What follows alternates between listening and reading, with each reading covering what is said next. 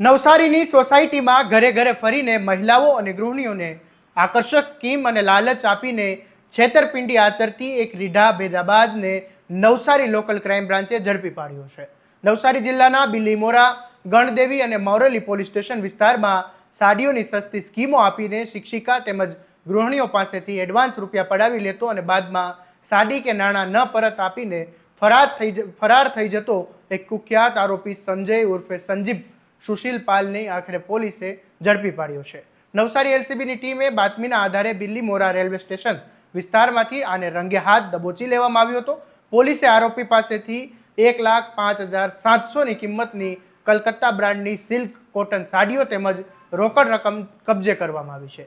પ્રાથમિક પૂછપરછમાં આરોપીએ માત્ર નવસારી જ નહીં પરંતુ સુરત, બારડોલી અને વાલોડ વિસ્તારમાં પણ અસંખ્ય મહિલાઓ સાથે લાખો રૂપિયાની ઠગાઈ કરી હોવાની કબૂલાત કરી છે। શું છે સમગ્ર મામલો, આવો વિગતે વાત કરીએ આ અહેવાલમાં। નમસ્કાર, હું છું આસિફ કાદરી અને સ્વમાન સાથે તમારું સ્વાગત છે। આરોપી સંજુ ઉર્ફે સંજીવ સુશીલ પાલ છેલ્લા ઘણા સમયથી દક્ષિણ ગુજરાતના અલગ અલગ વિસ્તારોમાં સક્રિય હતો। તે ખાસ કરીને સોસાયટીઓ અને રહેણાંક વિસ્તારમાં ઘરે ઘરે જઈને ગૃહિણીઓ તેમજ શિક્ષિકાઓને ટાર્ગેટ કરતો હતો। આરોપી કલકત્તાની પ્રખ્યાત સિલ્ક અને કોટન સાડીઓ બતાવીને તેના પર ભારે ડિસ્કાઉન્ટ અને આકર્ષક સ્કીમો આપવાની લાલચ આપતો હતો। મહિલાઓને વિશ્વાસમાં આવીને સાડી ખરીદવા માટે એડવાન્સ નાણાં ચૂકવી દેતી હતી અને ત્યારબાદ આરોપી સાડી કે નાણાં આપ્યા વિના જ ઘટના સ્થળથી જ ફરાર થઈ જતો હતો। આ મામલે બિલીમોરા, ગણદેવી અને મોરેલી પોલીસ સ્ટેશન મથકમાં છેતરપિંડીની ફરિયાદ નોંધાઈ।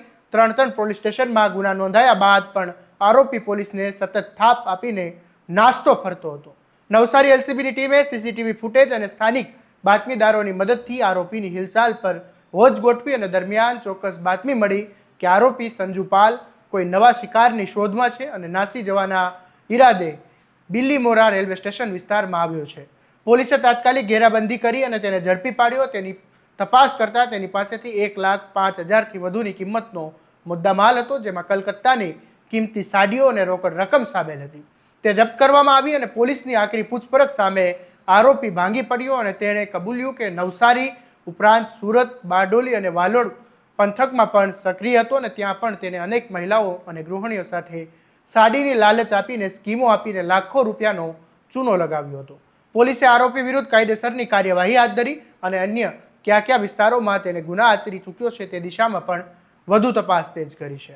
ઘરે આવતા કોઈ પણ અજાણ્યા ફેરિયા કે સ્કીમો આપનારા વ્યક્તિ પર આંધળો વિશ્વાસ મૂકીને એડવાન્સ રૂપિયા ચૂકવવા કેટલા જોખમી સાબિત થઈ શકે એ આ ઘટનાએ ફરી એકવાર સાબિત કર્યું છે। પોલીસે સમયસર માત્ર એક રીઢા આરોપીને જેલના સળિયા પાછળ ધકેલીને મોટી સફળતા મેળવી છે, પરંતુ મહિલાઓએ પણ આવી લોભામણી અને લાલચવાળી જાહેરાત અને સ્કીમોથી દૂર રહેવું પણ જરૂરી છે। આ મામલે તમારું શું કહેવું છે અમને કોમેન્ટ બોક્સમાં જરૂરથી જણાવજો અને આવા જ સમાચાર માટે તમારા સ્વમાનથી સબસ્ક્રાઇબ કરી દેજો અને આ વિડીયોને શેર કરવાનું ભૂલતા નહીં। નમસ્કાર।